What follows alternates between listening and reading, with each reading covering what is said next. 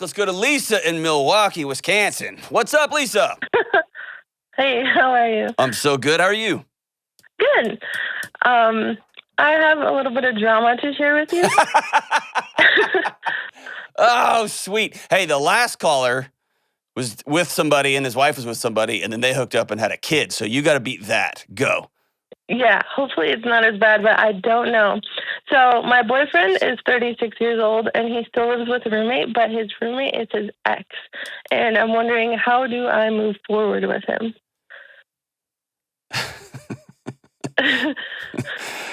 You may have just won. This is awesome. You may have just defeated the last caller, Lisa. So you are dating a guy who's 38. How long have you been together? So we've only been together for 6 months. And do you love him? I do love him. Gross. Okay, so you love him.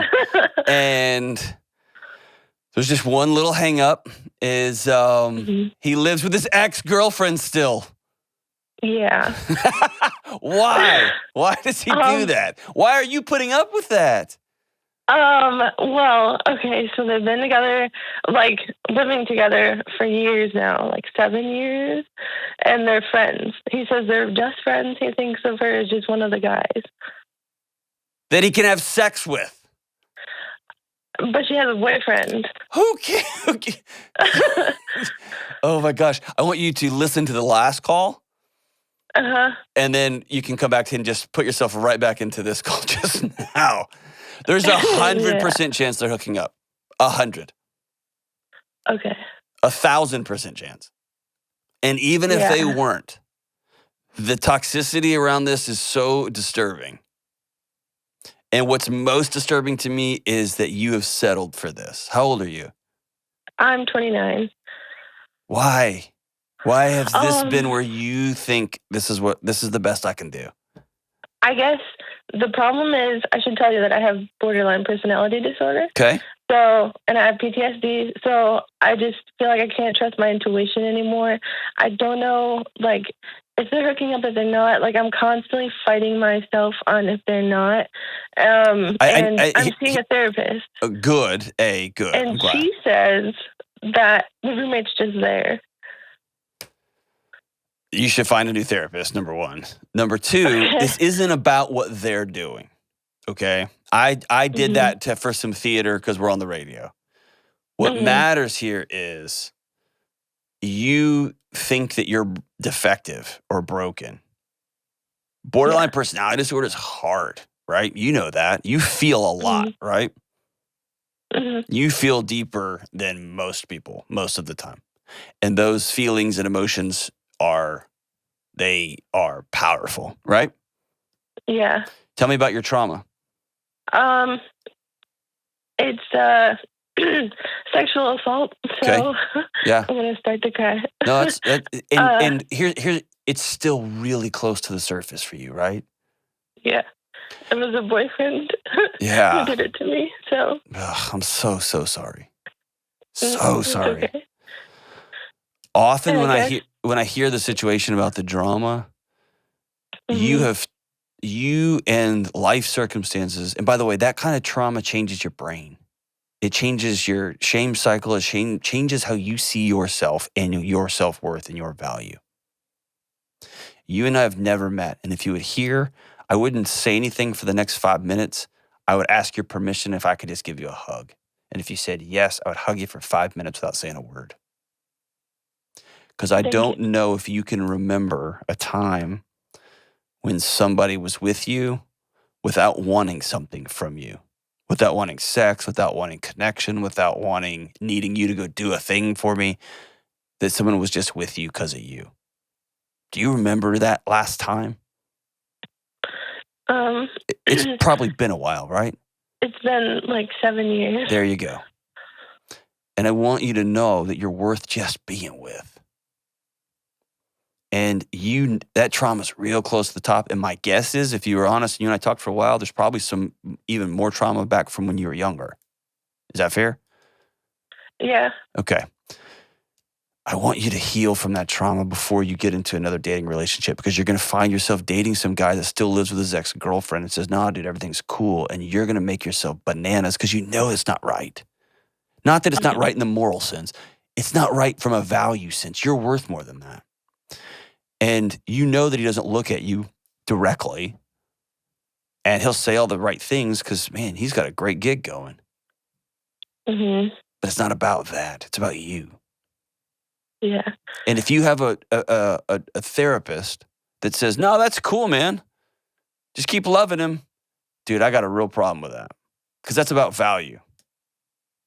Yeah, that's true. And when I tried to talk to him about, like, I was accusing him of, that's something that we do with BPD sometimes. Like, we'll be so afraid of being alone, and like we'll start these fights, and then like I accuse him of like sleeping with her, even if it wasn't right. And then he got so mad that he broke his hand on the bar.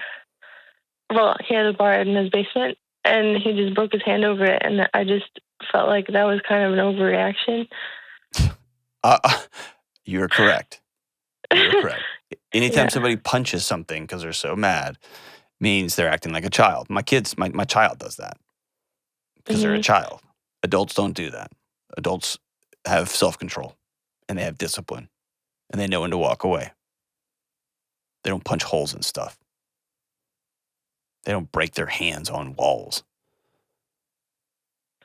And so all of this stemming from somebody who's not safe in their own body, and they're looking for somebody else to help them be safe. In that desperation, I don't want to be alone. I don't want to be alone. And my feelings are going. Man, that chaos. Borderline is hard. Borderline is hard. But there is healing from it. It does take a while, but there's healing. But you got to really, really put in the work. Right? Yeah. Are you worth it? I'm worth it. I guess I should just be alone right now. And here's the thing. I'm not going to tell you what to do. I'm going to tell you you're worth more than dating a guy who lives with his ex-girlfriend. Yeah. More than that, you're worth dating a guy that you don't think is cheating on you all the time. Even if he's not. Dude may be incredible. Dude may be stuck in a lease and whatever. Mm-hmm. Probably not, but he may be incredible. And it's making you insane because of the living arrangements. Yeah. And if he won't move, then he's saying, I like my living arrangements more than your well-being. And he's allowed to do that. But you need to hear that for what it is and exit building left. He talked about, like, maybe we can rent a house together instead, but he still wants to keep her as a tenant. And I just feel like that's equivalent of him saying, like, I still want to keep her. I want to keep her somehow. I mean, it doesn't sound right. Who do you have in your life besides him that you can sit down and talk about this? I've talked about this with my mom. Not your mom, because there's going to be some other stuff there with that, and you know that, right? Yeah. Yes. Yeah. Basically my best friend. Who is that? She's getting married soon. Her name is Adrienne. Do you feel a sense of loss that she's getting married? A little bit. Yeah. So in that, you're going to mourn that because she's going to be signing up to have somebody else as her number one, right? Mm-hmm. And that's good, Yeah. but that's going to be hard for you, and that may send off your BPD alarms, right? Mm-hmm. Continue to love her through that, okay? And that's going to be hard. I know it's going to be hard. And find a counselor that you can work with and say, here's what I've been told I have diagnostically, and I want to heal from this. And whether it's DBT, there's some really good stuff out there that you can get involved with that can help with borderline. It does take a while, but you can help. More importantly, I want you to heal from your trauma, okay?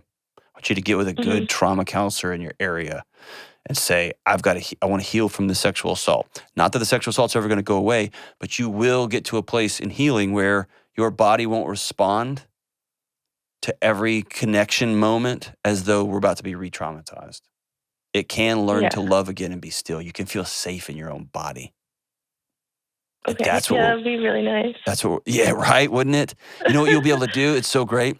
You can just go home from wherever you are and just lay down and you just go to sleep. Can you imagine that? That would be really nice. And you have no interest, you don't smoke weed just to get through a day. You don't have to have 18 milligrams 18 milligrams, 180 milligrams of caffeine just to get out of bed in the morning. Like Hmm. it's a peaceful, and he need to hear me say, Lisa, you're worth that healing. This guy might be it for you. It might be. But right now, that guy's a major trigger for you. Yeah, And I agree. I'm not a fan of anybody dating anybody seriously who still lives with his ex-girlfriend. That's a maturity issue. That's a priorities issue. Ugh, you're worth more than that, Lisa. I'm not telling you go break up. I'm just telling you, whoa. And therapists who are listening to this show, for God's sake, I know the cool thing is to be like, whatever you feel is best for you. Stop. At some point, follow what Terry Real said. For some point, therapist, you got to get involved. And you have to say, you're worth more than that. I think you are devaluing yourself through this relationship or by putting up with this type of gaslighting or abuse or whatever the thing is. Have some courage, therapist, to say, that's not a good idea. I know that's not the cool thing. And you just got to do your own thing and find out for you. At some point, you got to take sides. You got to help out. Be a therapist who cares enough to say, that's not smart. That's not serving you well. Every time you come in here, you sound more hurt than the last time you were here. And all the hurt seems to be directed at this one person. Is this wise? Please, please get involved.